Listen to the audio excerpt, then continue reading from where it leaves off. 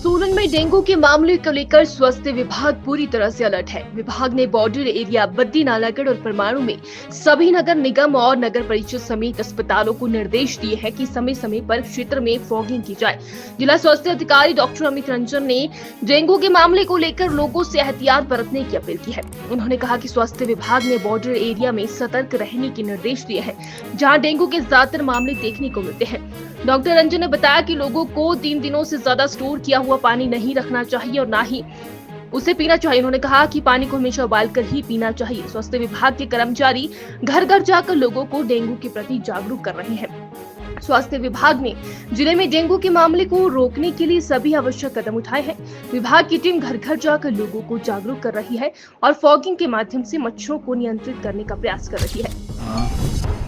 Dengue जैसा कि एक सीजनल इलनेस है और इसमें अप्रैल मई के बाद अक्टूबर नवंबर तक हमारे जो बॉर्डर एरियाज हैं जैसे बद्दी बरोटीवाला नालागढ़ परमाणु इन एरियाज में डेंगू के केसेस आते हैं।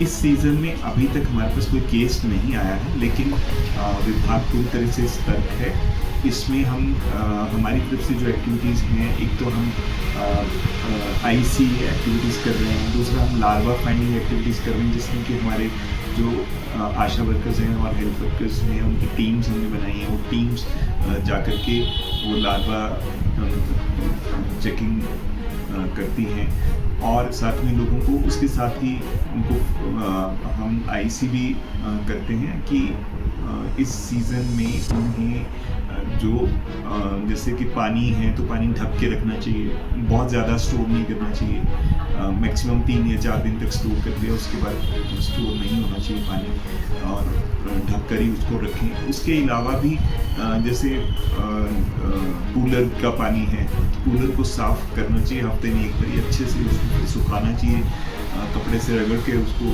साफ़ कर लेना चाहिए, फिर उसको रीफिल करना चाहिए। इसी तरह से जो फ्रिज की ट्रे होती है उसको भी हफ्ते में एक बार साफ़ करें। गमलों में पानी ना पड़ा रहे, क्योंकि वो उसमें मच्छर पनपेगा और वो उसी घर में फिर वो बीमारी देगा, मतलब डेंगू होने के चांसेस हो रहेंगे। और जैसे कि टायर्स जो खराब टायर होते हैं वो पड़े होते हैं तो उनमें पानी खड़ा रहता है, वो काफ़ी देर तक खड़ा रहेगा, उसमें मच्छर का लार्वा पनपेगा, मच्छर बनेगा और अगेन डेंगू होने के चांसेस हो जाएंगे। तो इस तरह की चीज़ें हम आईसी करते हैं कि इस तरह के पॉकेट्स ना बने, ब्लीडिंग साइट्स जो हैं वो ना बने, अगर हैं तो उनको एलिमिनेट किया जाए। तो ये तो लोगों के लिए था। और अदरवाइज हमारे जो ब्लॉक मेडिकल ऑफिसर्स हैं उन्होंने अपने एमसी के साथ मीटिंग करके, क्योंकि वो एमसी के थ्रू फिर हम स्प्रे वगैरह इंसेक्टिसाइडल स्प्रेज हैं वो रेगुलरली उन एरियाज में हो रही हैं। तो इस तरह से विभाग एक तरह से तैयार है। बल्कि हमने इसमें एलिजा एक टेस्ट होता है, NS1 एंटीजन टेस्ट होता है, उसके लिए हमने किट्स परचेज करके हमने सभी जो बॉर्डर एरियाज हमने सभी ब्लॉक्स में हमने दे दी, सप्लाई करें।